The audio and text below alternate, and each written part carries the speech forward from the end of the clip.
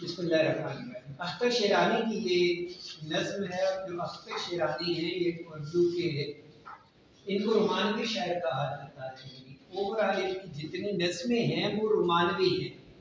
असल में रोमानवी या रोमानियत में सिर्फ मोहब्बत नहीं आती। ये नहीं कि जो मोहब्बत भरी नज़्में लिखता है तो उसको रोमानवी शायर कहते हैं। उससे मुराद सिर्फ एक तरह की मोहब्बत नहीं, अल्लामा इकबाल को भी कुछ लोग रोमानवी शायर कहते हैं। असल में ये है कि वो चाहे दुनिया की किसी मोहब्बत पर कोई लिखता है, चाहे अल्लाह ताला की मोहब्बत पे कोई लिखता है, चाहे कोई वतन की मोहब्बत पे लिखता है। अल्लामा इकबाल की शायरी वतन की मोहब्बत पे भी है, अल्लामा इकबाल की शायरी मजहब के बारे में भी है। तो आप ये कह सकते हैं कि रोमानवी शायर सिर्फ वही नहीं होता कि जो सिर्फ दो इंसानों की मोहब्बत को लिखे। रोमांस में बहुत सारी चीजें, इवन जो हमारे दुख गम होते हैं, या अगर कोई माजी में ज्यादा रहता है, माजी की बातें ज्यादा लिखता है, उसको भी मोहब्बत का शायर कहा जाता है। जिस तरह हम कहते हैं कि कोई बंदा गम का शायर हो, गम से यही मुराद नहीं है कि वो अपना गम बयान करे।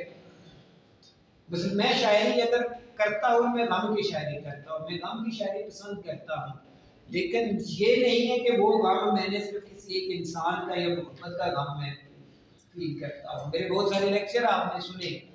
बस मुझे लोगों के जो दुख गम है ना, मुझे वो सुनने का मुझे बड़ा शौक होता है। मैं आपके सामने रखता भी हूँ, चाहे माँ बाप की जो परेशानियां हैं वो दुख गम हो। जिस तरह कल मैंने आपको एक मरीज का बताया, अब मेरा जाती उससे कोई ताल्लुक, कोई रिश्तेदारी नहीं है, एक फॉर्मल सा ताल्लुक है, लेकिन मैं रात 9 बजे तक उसके साथ रहा फिल्म्स में। मुझे कोई उससे लालच नहीं है, अपनी मिसाल के मुताबिक मैं जितनी उसकी हेल्प कर सकता था वो मैंने की भी है। तो ये जो दुख गम है ना, अब मैं इस तरह के दुख गम जो है उनको महसूस करता हूँ। तो अख्तर शेरानी को वैसे मोहब्बत का शायर भी कहा जाता है, लेकिन मोहब्बत से मुराद आप यही नहीं समझ लेना कि ये दुनिया के इंसानों की मोहब्बत को लिखता है, वतन की मोहब्बत पे भी है। अब ये जो इसकी अख्तर शेरानी की ये वाली नज़्म है, बड़े चलो, एक तो ये 1947 से पहले ही लिखी हुई है, और उसमें असल में इसका जो पैगाम है वो तमाम मुसलमानों के लिए है कि आप एक वतन हासिल करने के लिए, और जब आपको एक वतन मिल जाए तो उसकी मोहब्बत के लिए आगे बढ़े। आसान लफ्ज़ों में आप ये कह सकते हैं कि ये मुजाहिदीनों के बारे में है, जिहाद पर ये नज़्म है सारी। रुको नहीं जो दश्तो रेगज़ार आए सामने, शायर ये कहता है कि आपने रुकना नहीं है।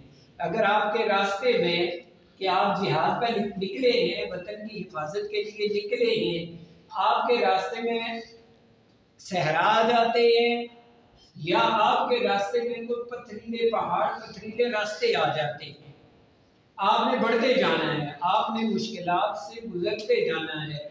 रेगज़ार से मुराद ये पथरीला रास्ता है जो हमारे कॉलेज के गेट से नहीं, ये सारा बजरी वाला रास्ता। देखो इस रास्ते पे चलना कितना मुश्किल होता है। शायर यही कहता है कि आपके रास्ते में मुश्किलात आ जाती हैं, आपने बढ़ते जाना है। बचो नहीं जो सैल और जुए बार आए सामने, सैल सिलाब, यानी सिलाब तो उसमें सैल लिखा है, सिलाब आ जाता है। तो जो मुजाहिदीन हैं, जो वतन की हिफाजत के लिए निकले हैं, आप आज के दौर में अगर हम इस नज़्म को देखें ना, तो आज के दौर में इससे मुराद पाक आर्मी भी हो सकती है कि आपने वतन की हिफाजत के लिए सैलाब आ जाएंगे, उनसे भी आपने गुजरते जाना है। जुए बार, अगर रास्ते में नहरें आ जाती हैं, उनसे भी गुजर जाना है, ये रुकना नहीं है। और आपने कभी आर्मी वालों की ट्रेनिंग देखी होगी, उसमें उन्हें इन तमाम चीजों से गुजारा जाता है। आग से उन्हें गुजारा जाता है, ऊंची दीवारों पर चढ़ने का उन्हें फन सिखाया जाता है, पहाड़ों से कूदने का फन उन्हें सिखाया जाता है, जहाज से कूदने का फन उन्हें सिखाया जाता है। जरा जब जंग होती है या मुश्किल हालात आते हैं, देख लो ना मुल्क में सैलाब है, आंधी है, तूफान है, ज़लज़ला आ जाता है, हर जगह पे पाक आर्मी पहुंच जाती है। असल में क्यों पाक आर्मी को वहां लेके जाते हैं? इसलिए कि उनको इन सारे कामों की ट्रेनिंग दी होती है, उनके पास हर चीज से निपटने की ट्रेनिंग होती है। लिहाजा वो आंधी, तूफान, ज़लज़ला, सैलाब, जहां भी कोई बुहरानी कैफियत आती है तो जो पाक आर्मी है वो वहाँ पर पहुँच जाती है। तो शायर भी यही कहता है कि बच्चों नहीं जो सैल जुए बाहर आए सामने, हटो नहीं जो बहरों को हसार आए सामने। बहर समंदर, आपके रास्ते में समंदर आ जाए, पानी वाला समंदर है या आग वाला है, आपने उससे गुजर जाना है। कोहसार पहाड़, ये बड़े बड़े पहाड़ आ जाएंगे, उनको भी आपने क्रॉस करना है और उनसे भी आगे आपने बढ़ना है। ये जिहाद कश्मीर है तो आपने ये बर्फानी पहाड़, आपको भी आप गली जाएंगे तो गली से आपको वो कश्मीर के बर्फानी पहाड़ नजर आते हैं। मुजाहिदीन इनको क्रॉस करके कश्मीर जाते थे। ये सारे पहाड़ उन्होंने, पहाड़, दरिया, जंगलात, पानी, हर एक चीज से गुजर के उन्होंने जाना होता है। तो शायर भी यही कहता है कि आपने हटना नहीं है, और राह कितनी ही कठिन और रास्ता कितना भी मुश्किल हो जाए, बड़े चलो बड़े चलो, आपने आगे बढ़ना है, पीछे नहीं हटना। तो फैज का एक शेर है ना कि मकामे फैज कोई राह में जचा नहीं, जो कुएं यार से निकले तो सुएदार सने। या फिर एक और बड़ा खूबसूरत शेर है कि उस पे है कि भूल गया मैं, दोबारा आपको इसके बाद सुनाता। दुनिया में ठिकाने दो ही हैं, शायर कहता है कि दुनिया में ठिकाने दो ही हैं आजाद मंश इंसानों के, या तख्त जगह आज़ादी की या तख्ता मकाम आज़ादी का। हम कहते हैं तख्त या तख्ता, मुराद ये है कि आपने बढ़ते जाना है, पीछे नहीं हटना।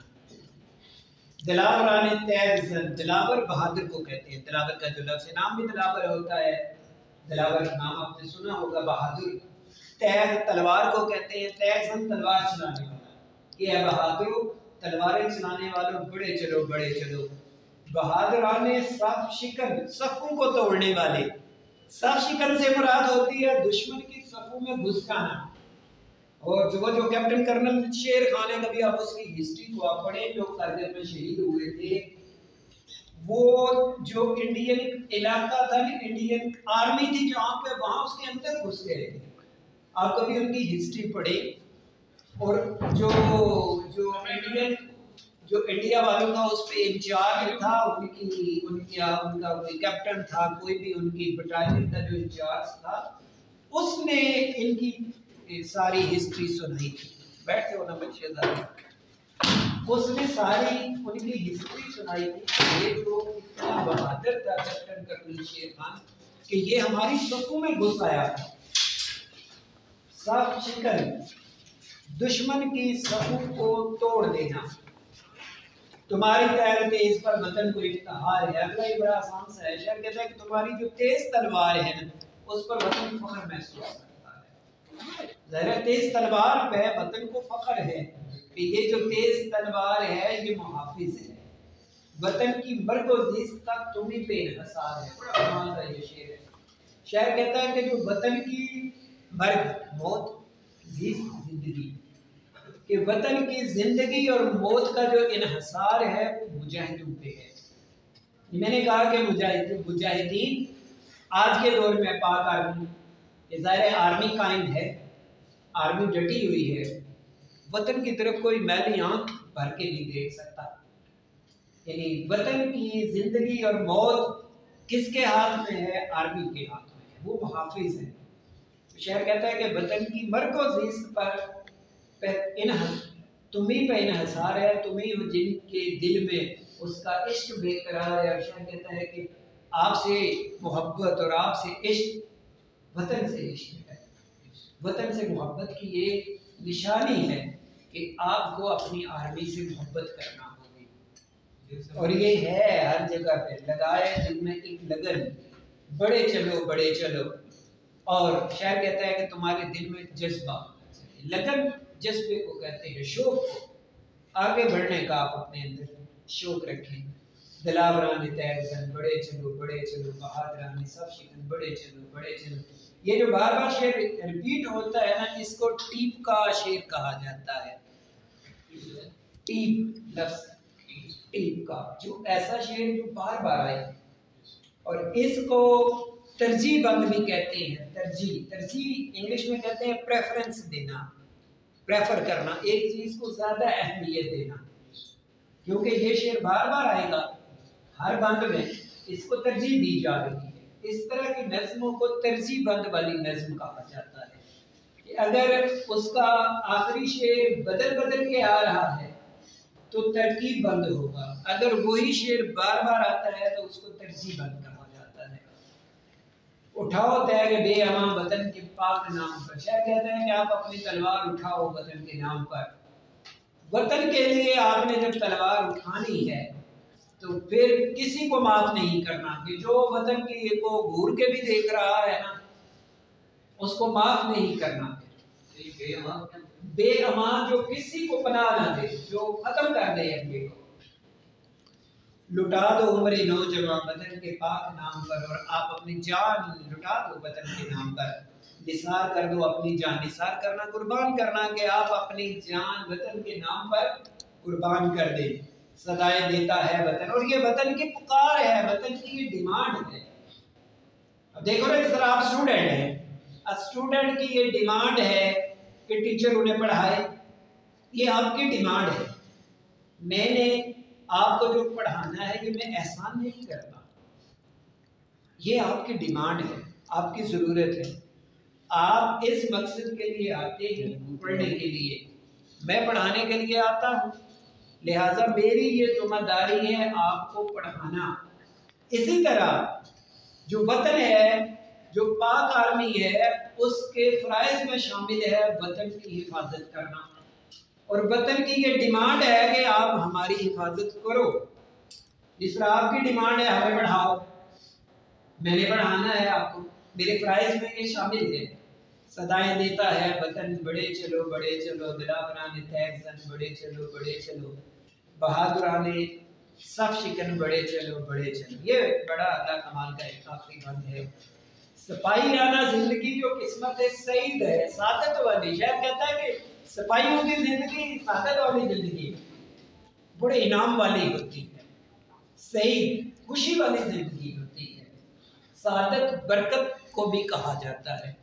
सिपाहियाना जिंदगी जो किस्मत सईद है, तो रज़्म का की मौत भी सिपाहियाना ईद है। रज़्म का कहते हैं मैदान जंग को, रज़्म, ठीक है। रज़्म हक़-ओ-बातिल हो तो फौलाद मोमिन। अल्लामा इकबाल का बड़ा खूबसूरत शेर है कि वो हल्का ही यारा तो बरेशम की तरह नर्म, रज़्म हक़-ओ-बातिल हो तो फौलाद है मोमिन। कि जो मोमिन जब दोस्तों में बैठता है तो नर्म मिजाज होता है, वो हल्का यारा तो रेशम की तरह नर्म, कि जब वो दोस्तों में बैठता है तो वो रेशम की तरह नर्म होता है। वो हल्का यारा तो रेशम की तरह नर्म, रज़्म हक़-ओ-बातिल हो तो फौलाद है मोमिन। और जब दुश्मन से टकराता है तो लोहा बन जाता है। कुरान पाक की ये सूरह है, सूरह सफ, उसकी एक आयत है कि इन्नल्लाह युहिब्बुल्लज़ीना युक़ातिलूना फ़ी सबीलिही कअन्नहुम बुनियानुन मरसूस। अल्लाह ताला ऐसे लोगों को पसंद करता है। इन्नल्लाह युहिब्बुल्लज़ीना युक़ातिलूना फ़ी सबीलिही सफ़्फ़न कअन्नहुम बुनियानुन मरसूस। कि अल्लाह ताला ऐसे लोगों को पसंद करते हैं, वो दुश्मन के मुकाबले में ऐसे लड़ते हैं जैसे सीसा पलाई हुई दीवार, सीसा लेड, जो सबसे ये जो धातु में जो सबसे मजबूत धात है वो सीसा है, जो लोहे को भी काट देता है, लोहे से भी वो सख्त होता है। अल्लाह ताला ने उन लोगों के लिए दुश्मन के मुकाबले में, अल्लामा इकबाल का शेर भी उसी तनाज़ुर में और यहाँ भी हुई कि तू रज़्मगाह की मौत भी सिपाहियाना ईद है। कि मैदान जंग में जो इस दुनिया से चला जाता है ना, वो उसके लिए ईद की मानिंद है। कहा जाता है कि जो जिहाद पे निकलता है ना, और जब दुश्मन का वार उसके करीब आता है, उसके गले के करीब दुश्मन की तलवार आती है, तो उसको वो जो तलवार है वो ईद के चांद की तरह नजर आती है। एक हदीस का ये मफहूम है, हदीस का, कि अल्लाह ताला ने तमाम जो शहीदों की रूहें थी, शहीदों की रूहों को अपने पास बुलाया, उन्हें ये कहा कि आप जन्नत के बाला खानों में रह रहे हैं, कोई आपकी ख्वाहिश और, तो तमाम रूह ने कहा, से हदीस है, आम बात नहीं है किसी। रूह ने कहा कि हमारी ये ख्वाहिश है कि हमें फिर दुनिया में भेजा जाए, और वो जो शहीद होने का मजा था ना, हम वो फिर चखें, हमें फिर शहीद किया जाए और हमें दोबारा उस प्रोसेस से गुजारा जाए। शायर यही कहता है कि तुरिज्म का की मौत भी सिपाहियाना ईद है, कि जो मौत होती है मैदान जंग में, शहादत की जो मौत होती है वो ईद की मानद होती है। जिस तरह ईद की खुशी होती है, इसी तरह उस शहादत की खुशी होती है। बल्कि वो एक आयत भी है कि वला तकूलू लिमन युक़्तल फ़ी सबीलिल्लाहि अम्वात बल अहयाउ वलाकिन ला तशकुरून, कि जो लोग अल्लाह ताला के रास्ते में मारे जाते हैं आप उन्हें मुर्दा नहीं कहो, वो जिंदा, लेकिन तुम्हें उनकी जिंदगी का शऊर नहीं। यानी इतना बड़ा मकाम शुहदा को दिया गया है। जिया तो फख्री कौम है, मरा तो वो शहीद है, कि अगर आप मैदान जंग में जाते हैं, वहां से आप जंग जीत के वापस आ जाते हैं तो गाजी हैं, कौम फख्र करेगी, ऐसे ही है ना। मरा तो वो शहीद, और जो दुनिया से चला जाता है तो वो शहीद है। तो शहीद वाली मैंने आपको आयत सुना दी है कि जो दुनिया से चला जाता है एक तरह से वो भी जिंदा है, कुरान ने उसे जिंदा कहा है, बल अहया वलाकिन ला तशकुरून, लेकिन हमें उनकी जिंदगियों का शऊर नहीं। कई दफा कब्रों की खुदाई हुई शुहदा की कब्रों की, और उनके कफन तक मैंने नहीं हुए। ये इस तरह के कई वाक़यात सामने आए हैं, और सरों से बांध कर कफन, और सरों पे कफन बांधे, बड़े चलो दलाल राने तैगजान, बड़े चलो बहाल राने सब शिकन।